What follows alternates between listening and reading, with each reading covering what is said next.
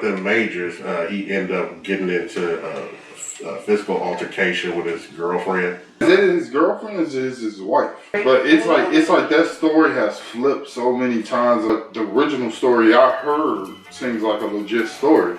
He looked at his phone and he got a text from one of his freaks. You know, he got psycho eyes, so he looked kind of crazy. He looked like he can lose his temper and kind of spaz out to me. I got a little bit of the text message that she sent to him after the lawyer released. She said, please let me know you're okay when you get this. They assured me that you won't be charged. And then she sent another message that said they just called again to check on me, and I reiterated how this was not an attack. I read the paper they gave me about strangulation, and I said point blank that this did not occur and should be removed immediately. I know you have the best team and there's nothing to worry about. I just want you to know that I'm doing all I can on my end.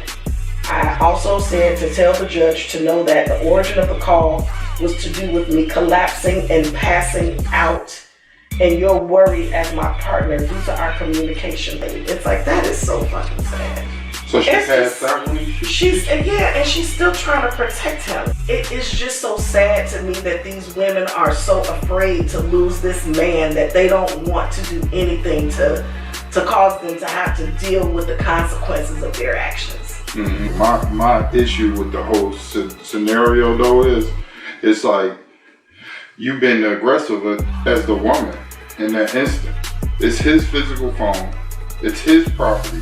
And for you to reach over him and to try to snatch it from him and able to take it away from a grown man to get his phone is the root of the problem. I understand what you're saying. I you take the floor, Delta, but you know, I heard what I was taught was that it's not about what somebody does to you, it's about how you react.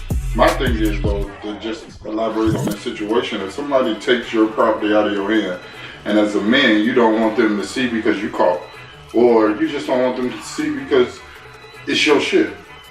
You know, how far do I have to go to get what's mine back from you? What do I do as the man whose phone was just taken from him? What do you do to get that phone back? Because sometimes I've been in a situation like this. It's grip of life for that woman and that phone. She don't want it. Ain't like she didn't take that phone to actually have intentions of giving it back to you. She took the phone to read more into what she thought she saw. I'm not gonna do it.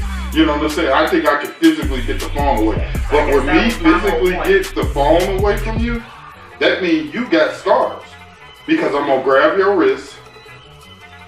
I'm using force grabbing your wrist. Then I'm using force of squeezing your wrist. Because you got to feel the pain to release that phone. So now I'm going through a whole strategy to get this phone away from you. So I physically assaulted you already. So it's like, I'm losing in this situation. Right, and then like, to explain more what you said, like when women misbehave, like, you know what I'm saying, like I'll leave the name redacted out, but I didn't have a physical like with a woman before, and she came to my house uninvited. And then, like, you know what I'm saying, like when I'm about to call the police, it's like she ripped and grabbed the phone out of my hand. Then it ended up being a struggle on the back balcony. So then, like, we went down the steps like she trying to escape with my phone. And I wouldn't even expect her sister to jump out the car to jump in. She punching me in the head when I'm trying to get my phone back. And then like when I finally got my hand on the phone, then she as the world turned. Then she like threw my phone over the fence, like all this shit. Like where was the police at?